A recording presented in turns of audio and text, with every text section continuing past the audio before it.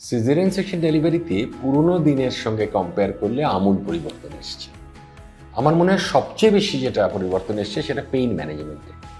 অপারেশনের পর ব্যথা কতটা লিমিটেড করা যায়, ডিসকমফর্ট কতটা কম করা যায়, এই ব্যাপারে মেডিকেল সায়েন্স প্রচুর এগিয়েছে।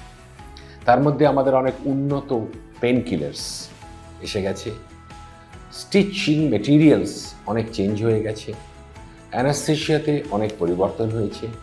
পেশেন্টকে যত তাড়াতাড়ি আমরা অ্যাম্বুলেট করতে পারি, উঠে হাঁটাতে পারি, উঠে বসাতে পারি, এইসব নানান মেজার্স দিয়ে সিজারিয়ান সেকশনটা আগে সবাই ভয় পেতেন, প্রচণ্ড কষ্টদায়ক, সেটা আর এখন নেই। অর্থাৎ যেখানে সিজারিয়ান সেকশন দরকার হবে সেখানে পেশেন্ট নির্ভয় সিজারিয়ান সেকশন করতে পারে। মেডিকেল সায়েন্স চেষ্টা করছে যতটা মিনিমাইজ করা যায় তার ডিসকাউন্ট।